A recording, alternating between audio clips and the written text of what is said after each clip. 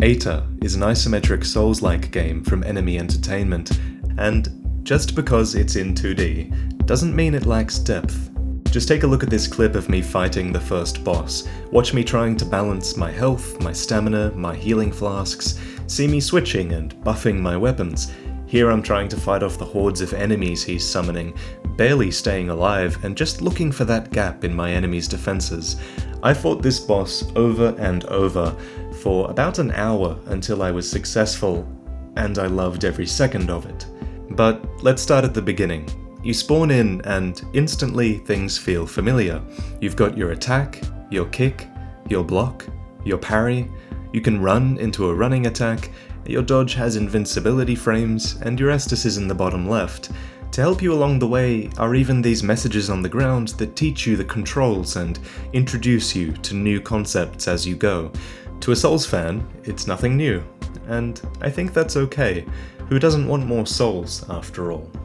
The game translates the Souls formula really well to this 2D isometric viewpoint. As you watch all of these fights and as you watch this footage, take a moment and just notice how good the combat is. I approach every fight differently depending on the enemy that I'm facing. If they're these tall, shielded skeletons, I defend against their initial attack, then I kick away their guard and I lay into them. If they're big and hulking, I tend to dodge around their attacks. If I'm facing these aggressive assassin enemies, then I kill them before they can kill me, because they have no real defense. I carefully manage my range, my stamina, and all of the resources I have available. This should sound really familiar, right? The combat is tight, it's varied and responsive, but it also requires you to think critically about the best way to deal with certain enemies, just like Souls. One of the first major things that's different is the loot system. The devs have mentioned that the loot system works more akin to Diablo, in that enemies drop randomized loot with different rarities and stat benefits. And in my first playthrough, right, I simply could not beat the boss. So I went back through the level once, and I killed all the enemies, and I picked up another round of loot. I got a bunch of new armor pieces and some rings, and I managed to beat the boss after I did that, and that felt good. These enemies that I killed, they still had value even after I'd moved on from them, and by contrast, in a Souls game, there's never really a reason to go back and kill enemies that you've already progressed past. In EITR, randomized loot makes even boring enemies exciting, because you never know when they're gonna drop something neat. And, even though the enemies are really easy to run past, it's not a good idea to do that, because your character is going to be underpowered as a result. What's more, because the game actually motivated me to go back and kill some enemies, I found a side path that I missed before. Down this side path, there were a bunch of new enemies, and I ended up finding a greatsword. Awesome. The greatsword requires 2 hands, and it's slow, but it makes up for it because it crushes the enemy guards, and it has this fantastic charge attack where you dash forward and do an uppercut.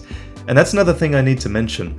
Every weapon you find in this demo is really important. The greatsword, for example, it's unmatched when you need to take out a group of enemies fast. The bow is excellent when you want to lure enemies one by one and fight them carefully, or if you want to pick them off at a distance. The sword and shield are fantastic for one-on-one fights, especially when you're doing fights that you're unfamiliar with. Triangle with some weapons allows you to use a sort of weapon art. For example, the shield has a frost parry. If you find the axe, you can dual wield a short sword and axe for more DPS and less defense. Triangle with this weapon combination buffs your weapons for a short time, like using pine resin in a Souls game. And the cool thing about weapon arts like Frost Shield and Electric Dual Wield is that they recharge when you play a certain way. For example, you get more charges of Frost Shield when you block attacks, and you get more charges of electric weapons when you damage things. So when you have those weapons equipped, it rewards you for playing to your weapon's strengths. These are just all these really cool design choices that they've made that really make you admire their attention to detail. So I found myself using every weapon combination to deal with different situations, making my character feel like she could adapt to anything if I just gave it some thought.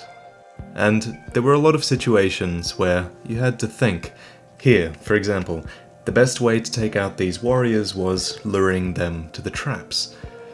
This group of enemies rushes at you after you clear a wave of arrows, and there's no retreat here, so I died a couple of times because I couldn't reposition myself. The greatsword I found was one of the best weapons to use here because you weren't forced backwards when you were using it. You just sort of slaughtered the enemies in your path, and you took a bit of damage, but they didn't force you back into the arrows, so that was good. This next combination of enemies was really tough because the big brute-like enemy, he hid behind the smaller shield enemies, and it was difficult to get in close because the threat of the big enemy was always looming over you while you tactically tried to get rid of the little guy's shields, and yeah, this was tough. This next combination of enemies was a ranged wizard and 3 assassin-class skeletons. Best way to take them out? Just overpower the skeletons before they can hit you. And when you make it past all that, assuming this trap doesn't kill you, if you're listening closely, you start to hear the sound of guitar and a crackling fire. I actually love that the bonfire in this game has a really audible sound cue. It means that you're less likely to miss the bonfire. In Souls games, do you ever remember, being on your last Estus flask and praying for a bonfire? And then it might be in a room, but you don't know it's in that room. So you go into a random room, you die, and then you realize that the bonfire was right next to you that whole time. In EITR, well, you can hear the bonfire before you see it, so you know which direction you should go. And that's a cool little touch.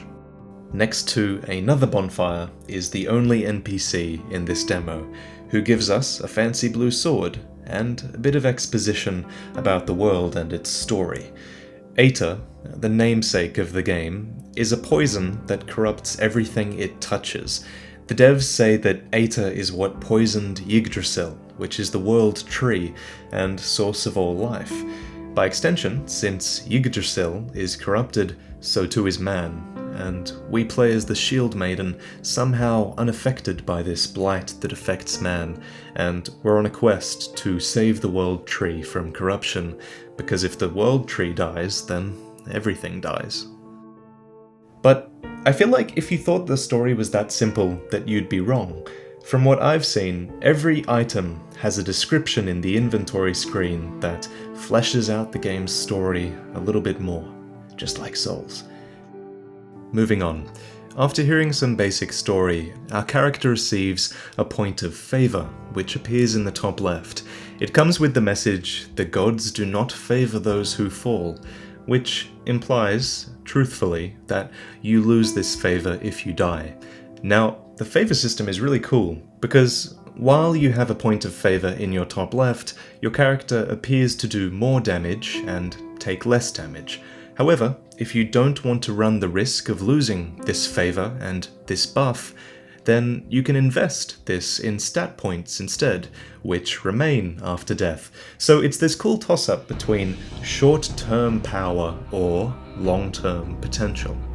I can just see it now, someone is going to get every favor point in the game, they're never gonna die, and they're gonna just become this super strong powerhouse who can't die or they lose everything. I can just see that happening. Speaking of dying though, let's talk bosses, which arguably was the best part of the demo for me. The Again Walker. Let me tell you, they're not pulling any of their punches with this guy. Frankly, I'm kind of amazed that a boss this hard is in the PSX demo of the game. One of the devs mentioned I was one of the first people to beat him, and that's probably because I sat down with the game for over 2 hours, To give you guys an idea of how long it took me, I played for about 2 hours, and the boss definitely took me more than 1 hour. So at least 50% of my time was spent fighting this boss.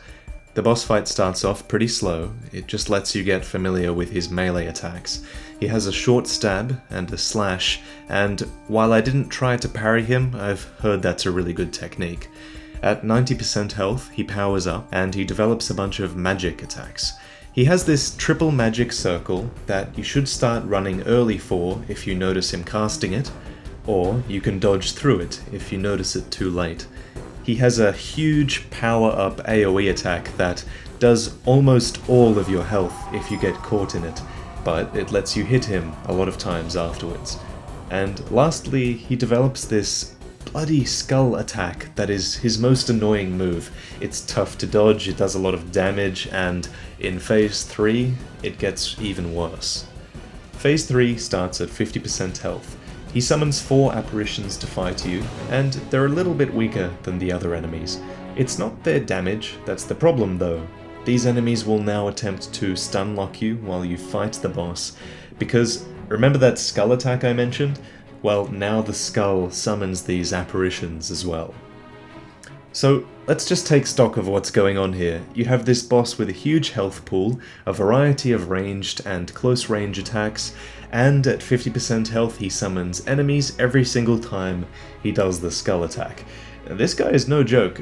My one gripe with it actually is how tough it can get when he repeatedly spams the skull attack. Because if you're lucky he'll never use the skull attack, and if you're unlucky he'll just use it over and over again. So here's what I did for this boss. I would equip the greatsword and I would use it to take out the groups of enemies as soon as I could, and then I would pull out my dual-wielding axe and sword and I would just go ham at him and try to burst him down when there were no enemies around. And eventually, it worked. If you guys want to watch me play through the whole demo, I actually recorded a live playthrough, a let's play. Initially I was only going to make this available to patrons, but this game isn't out yet, there's not much footage online, and you all deserve to see how cool it is. So if you want to watch me struggle with the game and struggle to do a let's play, because I'm not really used to it, then click the link in the description and maybe you'll even think about becoming a patron, because I'm excited to announce that patrons in the $5 tier should be getting a playthrough of games that I'm playing maybe once a week for supporting the channel, which is cool. So, I'm hyped for this game, clearly. Don't have much bad to say about it, and I don't want to be too critical on the game yet because it's not out, so we'll wait for it to come out, then we'll do a review and we'll talk about how good or bad it is, and yeah, so subscribe, look forward to that. And bear in mind that the devs have to flesh out so much to do with the game.